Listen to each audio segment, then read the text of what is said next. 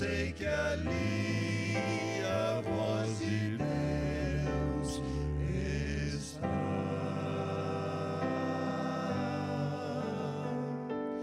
Calma, mansa, serena, tranquila é a voz do meu Salvador.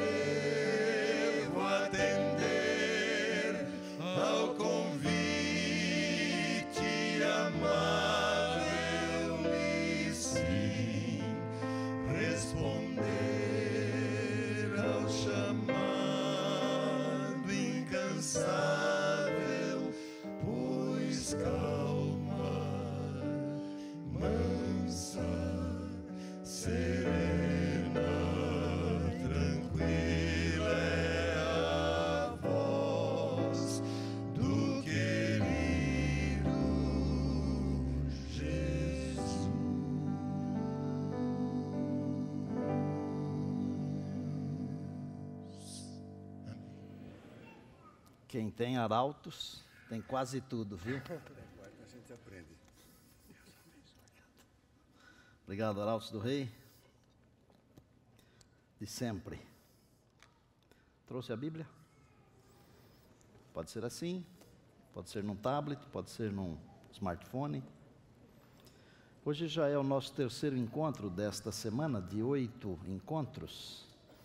Quer dizer que amanhã, lá pelas 9 e pouquinho da noite, quando nós terminarmos o programa de amanhã, metade da semana ficou para trás. Aí nós vamos começar a terminar a semana. Eu já estou ficando com saudade. Não é porque é a minha última aqui, não. É porque sempre quando eu faço, eu começo a ficar com saudade já na terça-feira. Hoje é segunda, mas já estou com saudade, Carmen. Boa noite, povo de Deus. No sábado nós tratamos sobre Jesus, o inenarrável. O único que tem a capacidade de dividir a história. E o único que tem o poder de oferecer a sua carne e o seu sangue como vida. E ainda dizer assim: quem comer da minha carne e beber do meu sangue tem vida em si mesmo, e eu o ressuscitarei no último dia. Quem participa da ceia, conforme disse Jesus, come do pão, bebe do suco da uva, tem vida. Porque o Senhor Jesus é vida e a ceia representa o Senhor Jesus, o inenarrável. Amém? Ontem nós tratamos sobre Jesus, o Senhor da ressurreição. Me lembro de ter dito que nada nos incomoda tanto quanto a morte. Então a grande sacada é a ressurreição. Jesus é a solução, porque é a ressurreição e a vida. Hoje vamos tratar sobre o Deus da colheita, e por detrás do Deus da colheita estão assuntos incríveis, como por exemplo, o selamento, a sacudidura. Vou dar uma pinceladinha rápida, mas rápida mesmo, na chuva serôdia, ou na chuva temporã e na chuva serôdia, mas vou focalizar mais o selamento e a sacudidura. E eu queria, ao introduzir o assunto, dizer o seguinte: não é para ficar com medo, mesmo porque jamais alguém irá para o céu por medo. A Bíblia não ensina isso. A Bíblia ensina que nós iremos para o céu porque nós cremos em Jesus. Não é preciso ter medo, não é preciso temer, e nós vamos descobrir isso na Bíblia, a palavra de Deus. Os filhos e as filhas de Deus são selados pelo Espírito Santo de Deus. É o Espírito Santo de Deus quem sela os filhos e as filhas de Deus. Só serão selados aqueles que terão recebido já a chuva serôdia, ou estarão recebendo a chuva serôdia, porque receberam antes a chuva temporã. A chuva temporã é a chuva do plantio, quando a semente cai na terra e brota. É o Evangelho nascendo no coração de alguém, é a mensagem de salvação brotando, vicejando, mas na hora da produção, de encher o grão, vem a chuva mais abundante, que a Bíblia chama de chuva serôdia. O que é isso? É uma porção grandiosa do Espírito para testemunhar com poder. Então, as pessoas que recebem essa chuva temporã, aceitam Jesus como seu Salvador, começam a frutificar para a vida eterna, e então recebem a chuva serôdia, que é um batismo forte do Espírito Santo, poderoso, com porções enormes. Então, esta pessoa será selada pelo Espírito de Deus e passará tranquilamente pela sacudidura. O selamento é um processo, para você entender, é um processo divino que visa colocar a marca de Deus em seus filhos e filhas. Essa é a ideia do selamento. Deus quer colocar a sua marca em nós. Em outras palavras, Deus quer lacrar o nosso caráter, colocar um lacre no caráter que se assemelha ao caráter do Senhor Jesus. Eu sei que é um assunto complexo, por isso eu preciso orar. Tenho orado há meses e nas madrugadas também. E eu queria incluir nessa oração o nome de uma pessoa que está aqui conosco, uma pessoa querida, por nome Vânia. E antes de orar, eu quero que você encontre aí Apocalipse capítulo 7, por favor. E eu quero que você se lembre também da Vânia em suas orações, tá bem? Se encontrou, abaixe os olhos. Querido Deus, amado Pai, está chegando a hora do selamento, da sacudidura. Está chegando a hora de concluir a tarefa da pregação neste mundo. E está chegando a hora também de ver o Senhor Jesus, o Rei dos Reis, nas nuvens dos céus. Nesta hora, abrirmos a Tua palavra e tratarmos de um assunto tão palpitante, tão delicado, nós pedimos a unção do Teu Espírito Santo. Batiza-nos e lava-nos com Teu Espírito, por favor, agora, Pai. E permita que nesta hora, este templo, e também em todo lugar onde estiver alguém nos acompanhando pela internet, a influência benfazeja dos anjos de Deus, essa influência traga paz e compreensão, e conforto ao coração. Um pedido especial pela irmã Vânia. abençoa grandemente nesta hora. Nós oramos agradecidos em nome de Jesus, amém. Eu vou ler uns poucos versos aqui do capítulo 7. Começo com o primeiro. Depois disto, daquilo que vem no capítulo 6, que são os vários selos, até o 6º. Depois disto vi 4 anjos em pé nos 4 cantos da terra, conservando seguros os 4 ventos da terra, para que nenhum vento soprasse sobre a terra, nem sobre o mar, nem sobre árvore alguma. Vi outro anjo que subia do nascente do sol, tendo o selo do Deus vivo, e clamou em grande voz aos 4 anjos, aqueles aos quais fora dado fazer dano à terra e ao mar, dizendo: não danifiqueis nem a terra, nem o mar, nem as árvores, até selarmos na fronte os servos do nosso Deus. Então ouvi o número dos que foram selados, que era de 144.000 de todas as tribos dos filhos de Israel. É um texto profético, é importante. Não tenho tempo aqui de falar sobre os 144.000 hoje, porque o nosso assunto tem a ver especificamente com o selamento. Quais são os grandes objetivos de Deus com o selamento? E antes de explicar isso, eu vou dizer o seguinte: muito da nossa indolência espiritual é falta de conhecimento. Gravou o que eu falei ou não? Eu vou repetir. Muito da nossa indolência espiritual é falta de conhecimento. Porque, amados e amadas, se nós conhecêssemos o tempo no qual nós estamos vivendo, nós não seríamos indolentes. Nós estamos vivendo os últimos momentos da história desse mundo aqui. Nunca se viu tanta podridão, tanta desgraça ao mesmo tempo, tanta corrupção. A gente é quase tentado a falar a frase de um indivíduo aí que não merece ser relembrado na história desse país, do mundo. Nunca se viu. Onde nós vamos parar? Vocês já pararam para pensar? Não tem mais para onde ir.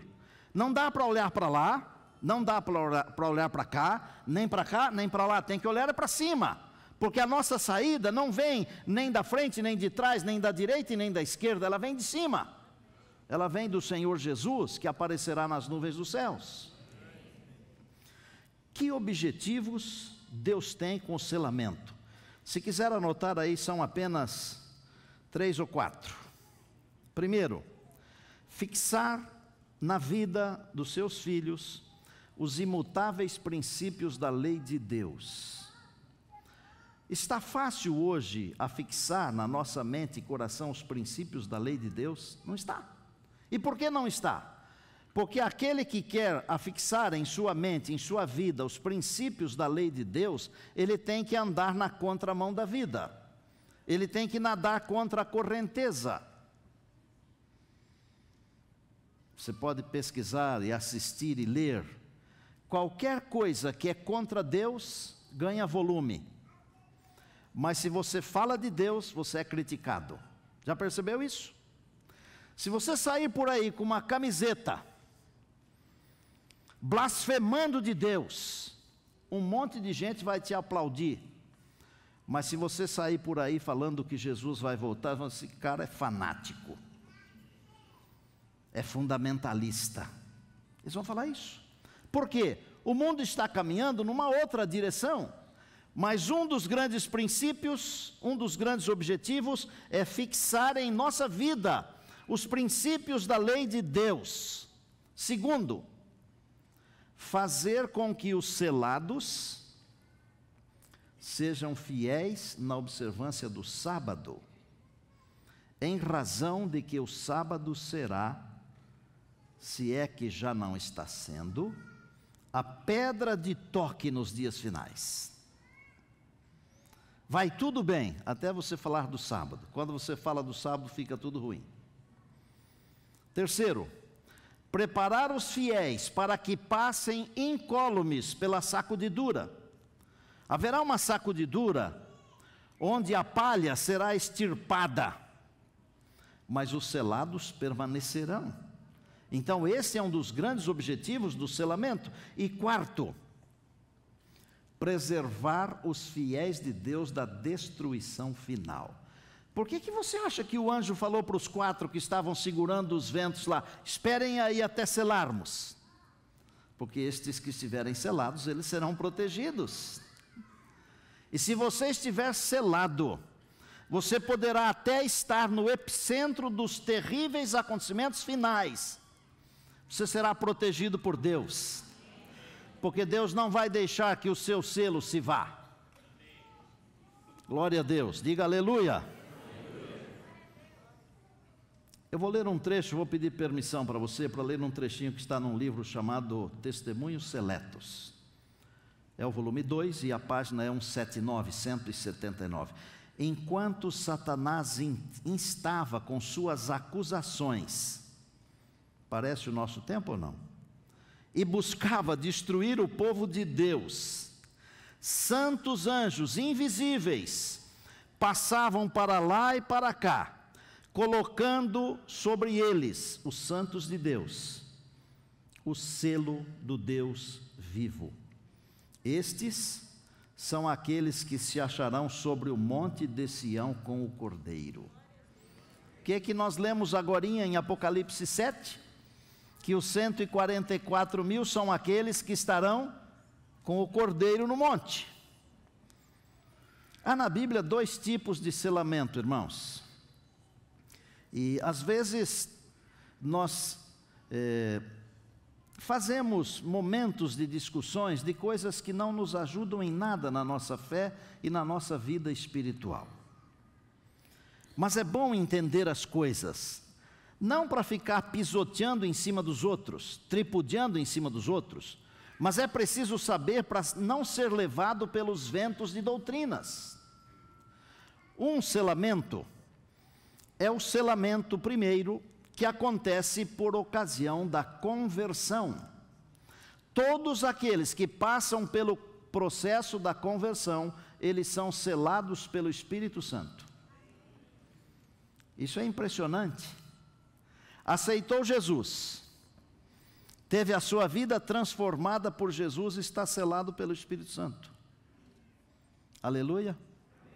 Mas existe um selamento escatológico, um segundo selamento, que é o selamento para que possamos passar pelas aflições dos últimos dias. E este selamento especial, ele tem momento para acontecer. E ele vai acontecer até certo momento, e a partir daquele certo momento ele não acontecerá mais.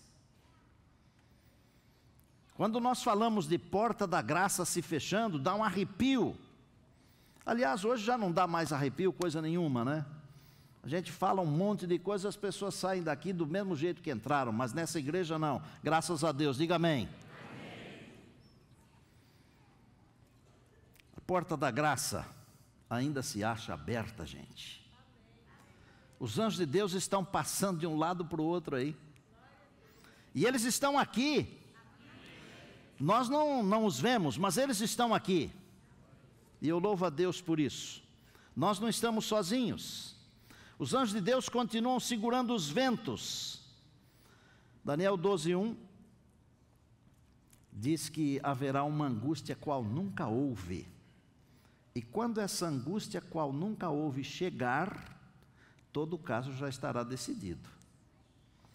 Os que forem selados resistirão. O selo do Deus vivo estará sobre o seu povo, e o tempo do selamento é curto e logo passará. E ele termina quando os 4 anjos soltarem os ventos das guerras e das provações. Quanto às condições para ser selado, isso aqui é mais sério ainda. Eu posso dizer algumas poucas coisas, eu quero dizer assim hoje com 4 colheradas de mel e não 2. Mas pessoas que vivem flertando com a impureza do pecado, jamais serão seladas com o selo do Deus vivo. Não flerte com o pecado, ele é nocivo, ele é mortal. Ele pode não matar na hora, mas mata. Se comeres, certamente morrerás. Não, pode comer que não morre. Não morreu na hora, mas a sua natureza morreu. Começou a morrer ali a sua natureza. Morre. O pecado mata. E não mata só para essa vida, mata para a vida eterna. Agora é o tempo de preparo. Os que recebem o selo são imaculados diante de Deus, e pecado algum deve ser tolerado na vida. E às vezes nós amamos tanto o pecado que não queremos nos separar dele. O selo de Deus não será colocado sobre alguém cujo caráter está maculado pelo pecado. Não será colocado. Os que vencem o mundo, a carne e o diabo, esses serão agraciados com o selo de Deus. E eu estou aqui orando, sabe, no meu coração, humildemente, para ser selado e para que Deus sele a minha igreja, você, minha família. Eu tenho um amigo chamado Moura, ele é pastor. Ele escreveu um livro chamado Preparação para a Chuva Serôdia. Preparo, não preparação, porque esse é um mais antigo, não? E ele anotou 5 coisas importantes. Falando das condições para ser selado, ele escreveu o seguinte: guardar os mandamentos de Deus e ter a fé em Jesus, guardar o sábado no verdadeiro espírito de Cristo, desenvolver um caráter semelhante ao de Cristo, ser vitorioso contra a tríplice força do mal e ser coparticipante dos sofrimentos de Cristo. Bom, o selamento é mais ou menos isso aí. Está mais ou menos claro para você? Está bem claro? Diga amém. Vamos para a sacudidura. O que é a sacudidura? Sacudidura é nada mais, nada menos do que um processo de seleção. É só isso. É quase um vestibular. É um processo de seleção. Ela virá, escute, ela virá assim que os filhos e as filhas de Deus estiverem selados. Por que a sacudidura vem depois do selamento? Para que aqueles que estão selados, eles possam continuar firmes. Porque se ela viesse antes do selamento, até aqueles que seriam selados, eles poderiam balançar e cair. Eu quero ler um texto para vocês. Amós capítulo 9. E eu disse a princípio que não era para ficar com medo, lembra? Amós, dos profetas menores. É um livro pequeno. Depois de Daniel, de Joel, Amós, capítulo 9, verso 9 apenas. Aqui tem uma mensagem e tem uma promessa.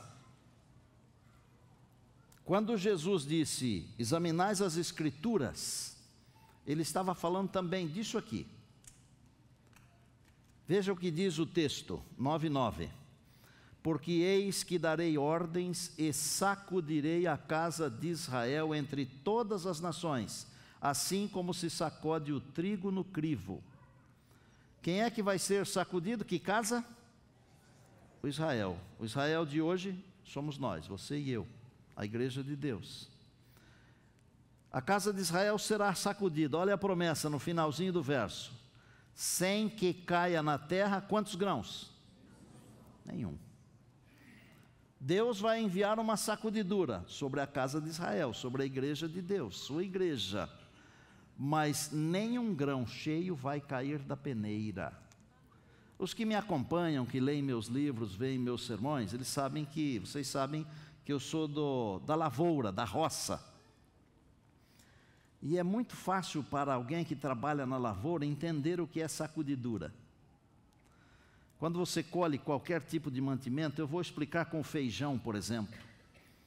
Você planta o feijão, ele produz, quando seca você arranca, leva para um lugar, às vezes assim, ladrilhado, e bate o feijão, tem um instrumento que eles chamam de cambão, em outros lugares chamam de outra coisa.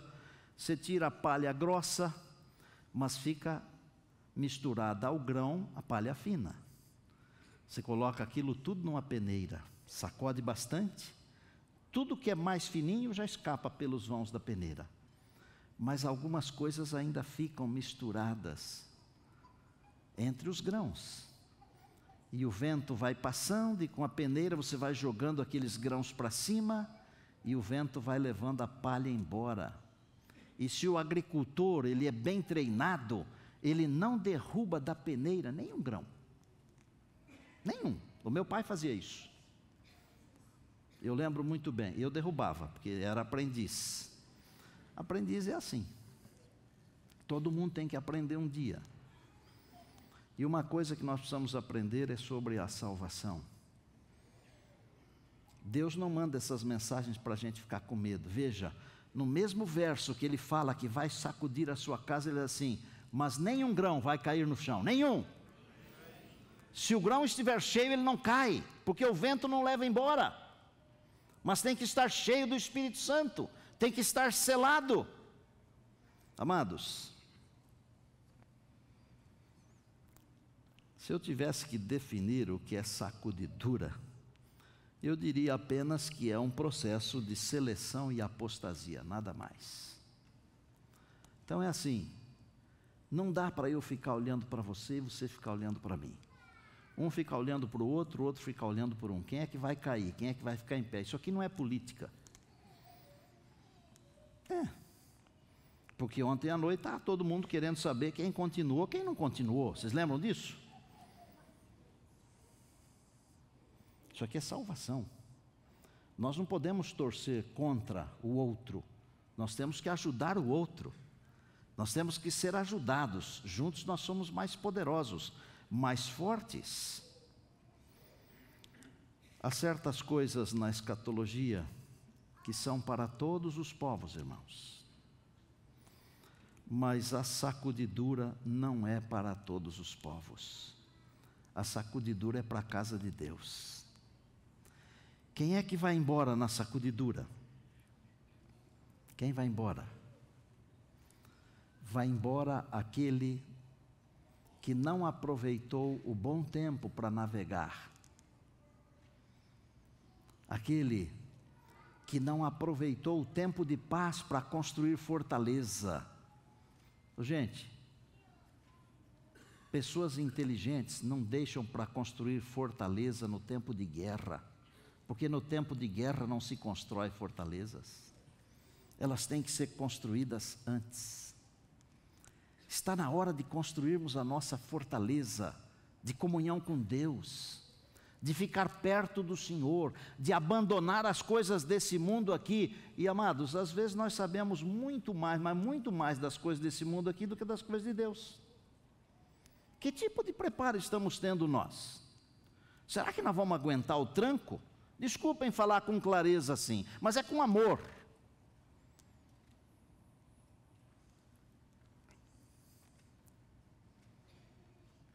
Eu tenho em casa um cartãozinho. De vez em quando eu dou uma olhadinha nele, porque eu escrevi assim, com a letra bonita. Fiz um sacrifício tremendo para escrever com letra bonita. Porque às vezes nem eu sei o que eu escrevi. É verdade. Mari sabe disso muito bem, né, Marinha? Eu tinha uma secretária que sabia, viu, pastor Conde, quando estava na Voz da Profecia. Naquele tempo a gente não tinha celular para fazer os resumos. Às vezes pegava um guardanapo e fazia um resumo de uma ideia. Aí quando chegava no escritório não sabia o que tinha escrito. Mas a minha secretária, ela batia os olhos assim e falava, num instante, tá tudo certo. Lia melhor do que farmacêutico, viu? Mas esse trechinho de um livro pelo qual eu sou apaixonado, o livro O Desejado, na página 476, Satanás vê que seu tempo é curto.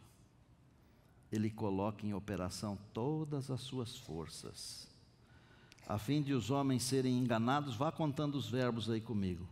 A fim de os homens serem enganados, seduzidos, ocupados e enlaçados, até que o dia de graça se haja findado e a porta da misericórdia esteja para sempre fechada. O que é que Satanás está fazendo conosco? Está nos enganando, nos seduzindo, nos ocupando e nos enlaçando. Invista na sua família. Não deixe o inimigo tirar o seu tempo para ficar com a família, para você fazer outra coisa, não. Depois de Deus, a primeira prioridade de uma pessoa é sua família. Depois vem o trabalho e as outras coisas.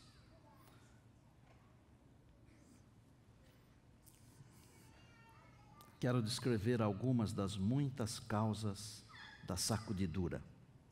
Eu gostaria que você captasse pelo menos assim com muita força essa primeira aqui. Descuido e indiferença. Descuido e indiferença. Descuido e indiferença. Por que que alguns não suportarão a sacudidura? Porque não estarão selados. E não estarão selados porque foram descuidados e indiferentes. O Apocalipse diz que a igreja de Laodiceia, a última igreja, é morna. Segundo, a sacudidura virá também por causa da perseguição em razão das leis dominicais. Terceiro, também por causa de um conhecimento superficial das doutrinas. Amados, é melhor nós estudarmos, viu? Porque isso dá substância para a nossa fé. Nós temos que ter estrutura. Olha, quando você vê um navio lá no mar, ele é enorme, mas você não vê quanto ele tem afundado dentro d'água. Eles chamam de lastro aquilo lá. É o casco do navio. É muito que está afundado para poder suportar aquele peso, aquele mundo de containers em cima do navio. A nossa vida espiritual, ela tem que ter um lastro para suportar. E último, ignorância quanto ao poder de Satanás. Às vezes nós achamos que ele não tem poder. É claro que o poder dele é muito menor do que o poder do Senhor Jesus. Porque Jesus o venceu em todos os aspectos, em todos os lugares, em todas as circunstâncias. Mas ele é um anjo, caído, mas é um anjo. Quer ver algumas das palavras dele? Está no livro Testemunhos para Ministros 475. Terei no terreno, diz o enganador, como meus agentes, homens que mantenham falsas doutrinas misturadas com suficientes verdades para enganar as almas. Também terei presentes pessoas incrédulas que expressarão dúvidas quanto às mensagens de advertências do Senhor para a sua igreja. Lê-se o povo e cresce nessas admoestações, diz Satanás, e poucas chances teríamos de vencê-los. Mas, se pudermos desviar-lhes a atenção dessas advertências, permanecerão ignorando o nosso poder e sagacidade, e finalmente os ganharemos para as nossas fileiras. É o inimigo falando. Eu vou concluir. Vou concluir dizendo o seguinte: texto bíblico que traz ao meu coração muita paz, muita tranquilidade, muita segurança, está em Isaías, e eu quero que você acompanhe comigo. Capítulo 43 do profeta Isaías. É curtinho. 43. Mas agora diz o Senhor, que te criou, ó Jacó, e que te formou, ó Israel, Não temas, porque eu te remi, chamei-te pelo teu nome, tu és meu. Na outra Bíblia que eu tenho, que fica lá em casa, no lugar onde está Jacó eu coloquei Neumoel, e no lugar onde está Israel eu coloquei Estina, porque aqui quer dizer a mesma coisa. Mas agora, põe o seu nome e sobrenome aí. Mas agora assim diz o Senhor que te criou, ó, e que te formou, ó, não temas, porque eu te remi, chamei-te pelo teu nome, tu és meu. Pastor, eu estou com medo da sacudidura. Deus está dizendo para você o quê? Não temas, eu te remi, chamei-te pelo teu nome, tu és meu. Quando passares pelas águas, eu serei contigo. Quando pelos rios, eles não te submergirão. Quando passares pelo fogo, não te queimarás, nem a chama arderá em ti, porque eu sou o Senhor teu Deus, o Santo de Israel, o teu Salvador. Aleluia. E eu estou em paz, tranquilo. E eu quero que você esteja em paz, porque a promessa de Deus é para não temer, mas é preciso saber as coisas. Amém? Disse que um dos problemas porque muitos não suportarão e cairão na sacudidura, eu disse que é indolência e indiferença. Vocês lembram disso? Que eu pedi para gravarem isso aí? Como que a gente acaba com a indolência? Como que a gente acaba com essa falta de vontade de servir ao Senhor? Como é que a gente acaba com esse descuido, com essa indiferença? Um dia desse eu conversei com um médico e ele está tratando uma pessoa e ele disse que deu um remédio para a pessoa. E eu perguntei se eu poderia saber que remédio foi que ele ministrou. Ele disse, não, é um remédio muito simples. E eu pedi para ela se envolver em alguma coisa. É um remédio muito simples, né? Se envolve em alguma coisa. Eu disse, mas e o que o senhor deu para ela tomar? Não, só isso aí. Aí eu fiquei pensando, aquele que se envolve com as coisas de Deus, com as coisas da igreja, ele não tem tempo de ficar atrás das coisas desse mundo aqui. Então, quer ficar firme com Deus? Se envolva com as coisas de Deus. E eu conheço tanta gente nesse mundo, nesse Brasil, que se envolve com as coisas de Deus e que deixa até de fazer as suas próprias coisas para fazer as coisas de Deus, porque ama tanto as coisas de Deus que não consegue parar. Todo dia a gente tem contado a história de alguém aqui, né? Eu vou contar a história de um camarada que não consegue ficar parado. Ele vê alguém, ele quer salvar, quer levar para Jesus. E ele tem um jeito muito exótico de salvar pessoas. Eu vou contar um trechinho de uma história dele, só um trechinho, do meu jeito. Ele foi visitar uma família, e naquela família a senhora era membro da igreja já há muitos anos, uns 30 anos. E o marido, casado com essa senhora há mais de 30 anos, conhecia toda a doutrina, tudo. E aí alguém falou assim para esse amigo meu, vem cá, o que você acha de um indivíduo que conhece todas as doutrinas há 30 anos e não toma uma decisão? Esse meu amigo que tem, quase que não tem papas nenhuma na língua, ele falou assim, esse camarada é pior do que um jegue, porque se um jegue fica sabendo da mensagem de salvação 30 anos, ele se batiza, ele se converte, ele se entrega a Jesus. E o camarada escutou. Daí uns dias procurou o pastor, falou, pastor, finalmente eu quero me batizar. Mas o que aconteceu com você? Aconteceu comigo que um camarada falou para mim que eu sou pior do que um jegue.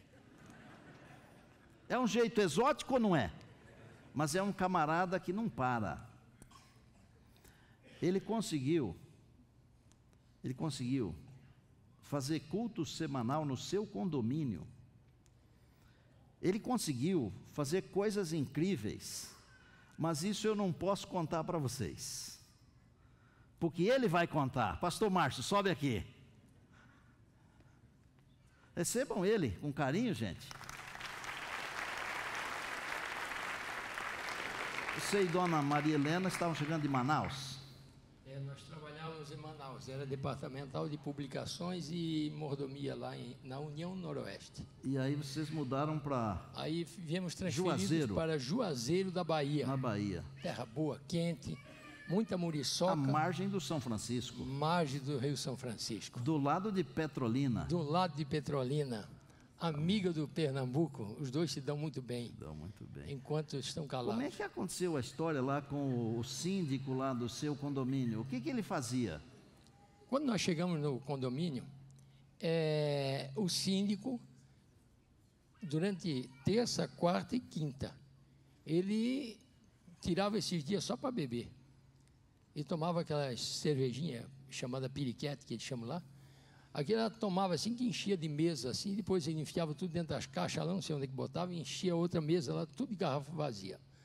E eu ficava triste, porque ele tinha 37, 38 anos, ele, a esposa, mais um funcionário da Caixa Econômica, vizinho meu da frente, e mais a esposa dele, aquilo passava o dia lá bebendo. Eu disse, mas como é que aguenta? E o que você fez? Aí eu comecei a orar por eles, eu e ela, e vamos orar. Dizer assim, mas ali eu acho que não tem jeito sim. Vamos orar porque o Espírito Santo dá jeito. E continuamos oramos 4 meses. Aí minha esposa disse, tio, eu vou fazer umas esfirras. Aí fez umas esfirras de palmito e pendurava na porta da casa deles. Eles comiam, não sabiam de onde é que vinha aquilo, e achavam delicioso. E aí ela começou a fazer uns pães e colocou lá aqueles pães. E eles não sabiam de onde vinha. Certo dia, o presidente do campo, pastor Cleito, passou lá em casa e disse, Márcio, eu vou fazer o culto de pôr do sol aí contigo. Aí veio ele, Gelinha, a esposa dele, aí fizemos o culto de pôr do sol.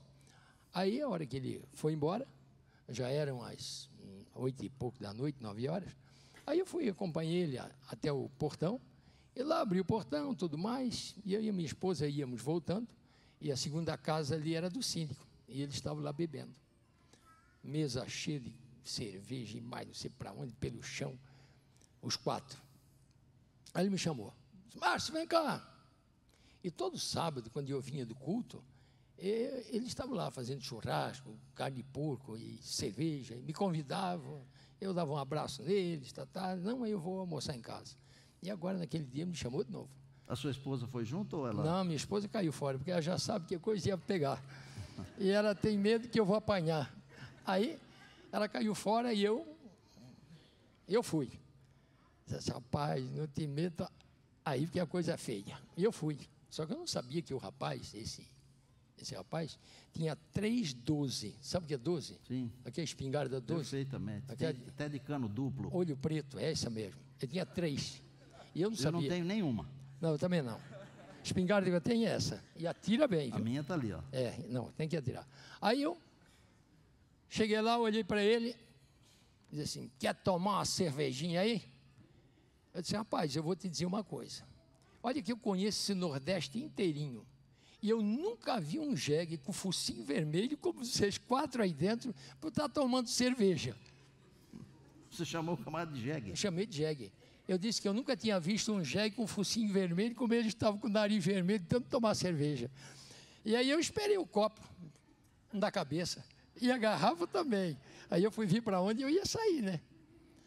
Aí ele pegou assim, olhou para mim, ficou sério, mas muito sério mesmo, brabo. Disse, olha,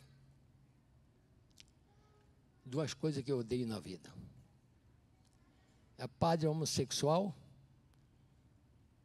e pastor ladrão. Aí eu disse, agora é a hora que eu apanhei. Eu disse, sim, daí? Aí ele ia dizer mais alguma coisa, mas me encarou, eu acho que o Espírito Santo deu um toquezinho, né? Acho não, eu tenho certeza, e foi forte. Amenizou, Ele né? foi forte, deu uma amenizada. Ele olhou para mim e disse, mas o senhor não é pastor não, né? Eu disse, eu sou um pastor da Igreja Adventista do 7º dia. Ah, pastor, olha, pastor, sabe? Eu disse para minha mulher, se tem uma coisa que eu queria ser na vida, era um crente igual o senhor. Aí, nessa hora que quase caiu duro, fui eu. Aí ele olhou para mim, me encarou e disse assim, pastor, tem como o senhor fazer um culto por semana aqui dentro do condomínio? Eu disse, eu não estou acreditando. Agora quem não acredita mais sou eu. Eu disse, mas peraí, não é porque tu está bêbado agora que tu está me pedindo isso não, né? porque amanhã, no domingo, eu vou aqui, ó, incrustar na tua cabeça aqui dentro, porque você prometeu. Ele olhou para mim e disse assim, pastor, não estou bêbado não. Tem como o senhor fazer um culto por semana aqui dentro? Claro que tem. E sexta-feira à noite ainda, porque daí era o dia que eles bebiam, né? Aí pelo menos aí, aquela noite... livra um dia, pelo menos. Pelo menos um dia eu livraria o couro deles. Aí eles iam para beber e não bebiam mais. E foram parando de beber. Eu comecei. Primeiro o culto, e depois entrei no Apocalipse, pegava as orelhas deles assim, ó, e qualquer coisinha eu dizia assim, rapaz, o jegue já teria se convertido. E fui daquele jeito. Até que, de repente, ele disse assim, pastor, eu quero me batizar. Você não acredita? Eu não acredito. Aí eu quero que o senhor vá lá fazer o batismo, claro, com todo prazer. Aí batizei ele, batizei ela, e depois batizei a outra família. O Jean, a esposa dele e as 2 filhinhas. Foram 6 batismos ali dentro. E hoje ele é o meu companheiro para dar estudo bíblico. Irmãos, pastor Márcio.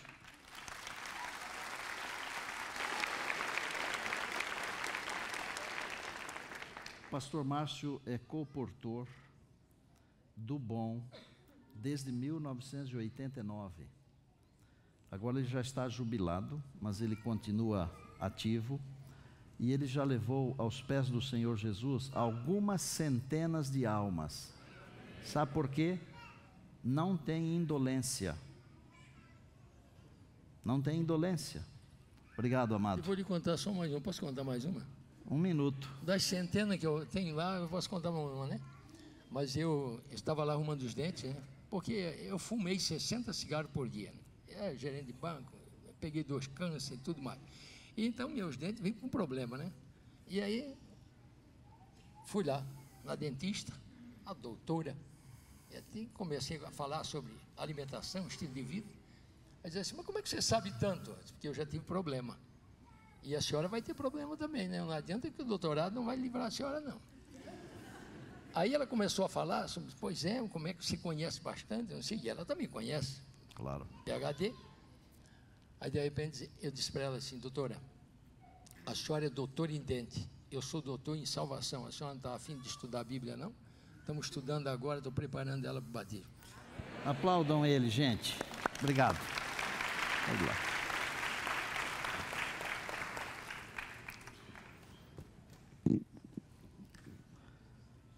O remédio é: comece a fazer alguma coisa. Se envolva com as coisas de Deus, com a igreja de Deus, com as coisas da Bíblia. Nós estamos vivendo num tempo onde se gasta tanto tempo assistindo séries. Esses dias atrás eu vi um videozinho de um pastor que fez sermões baseado em séries. E eu fiquei quase doente. Quase doente. Pelo amor do Senhor Jesus. As nossas séries estão aqui. As nossas histórias estão aqui. A nossa história pessoal está aqui. E a nossa salvação está aqui. Arautos, me ajudem aqui a terminar, por favor. Meu convite hoje não é grandão para todo mundo.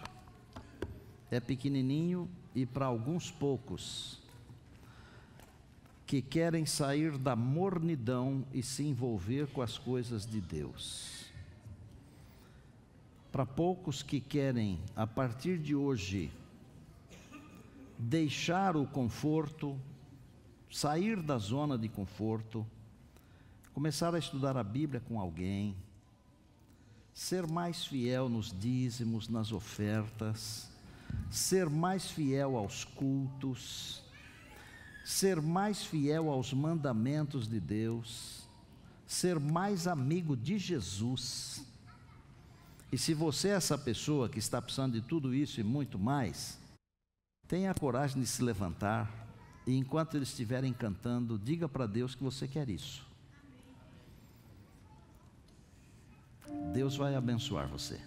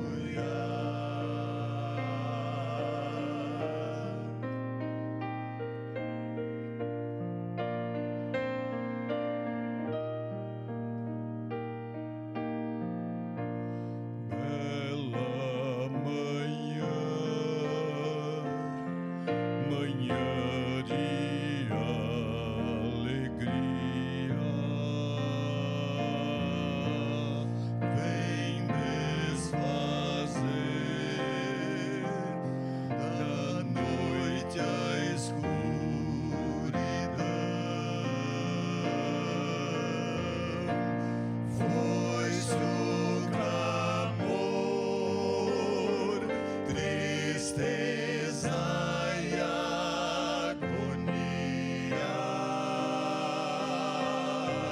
e rompe o dia da salvação.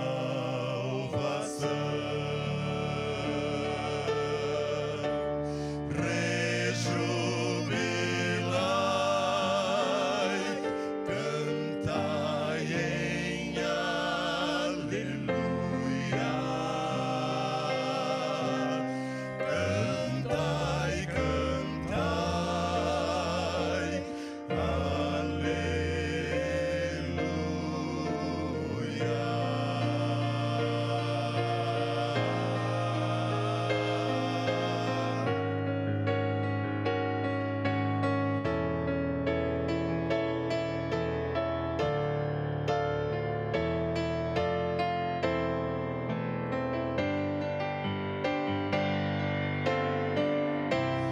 Não mais temor,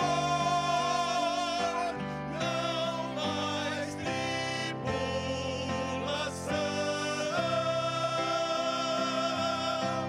louvores enchem nosso coração.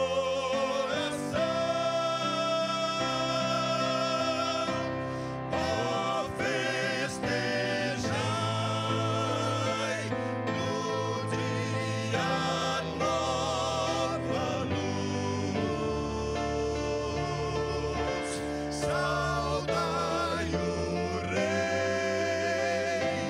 saudai o Rei Jesus. Rejubilai, cantai em aleluia, cantai, cantai,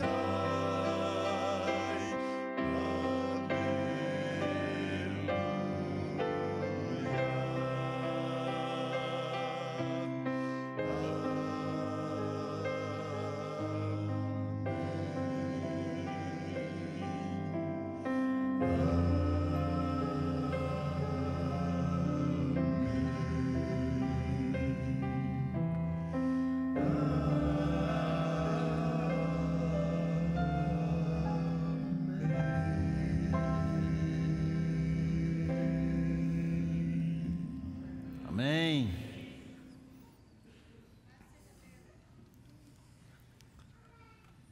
Essa bela manhã, muito em breve vai raiar.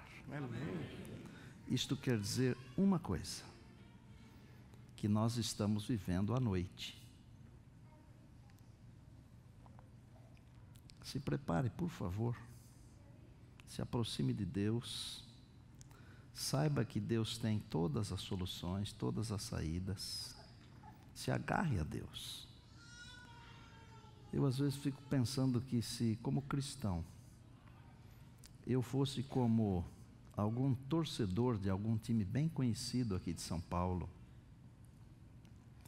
ou se eu fosse como um desses amantes do carnaval, ou como um dos amantes da política.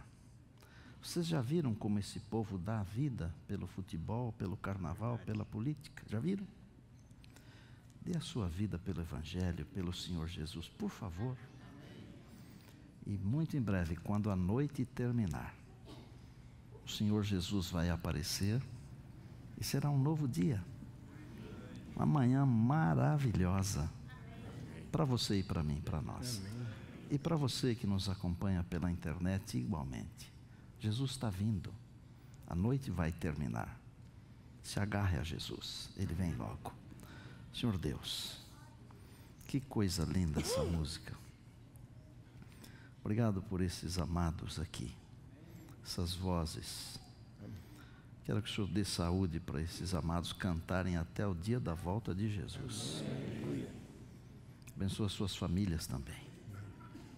E nos abençoe como igreja e também individualmente. Abençoa as nossas famílias. Senhor, desperta-nos da nossa mornidão. Vai alta noite e vem chegando o dia, por favor, desperta o nosso ser, o nosso coração. Mova-nos para as coisas espirituais, por bondade, meu Deus. Tem misericórdia de nós. O Senhor sabe que estamos vivendo momentos terríveis, difíceis. Tem misericórdia. Abençoa a tua herança aqui. Amanhã nós queremos estar de volta. Já estamos te louvando pelas bênçãos que já estamos recebendo. Mas sabemos que o Senhor tem muito mais ainda. Oramos em Jesus, amém. Amém. Que o Senhor te abençoe.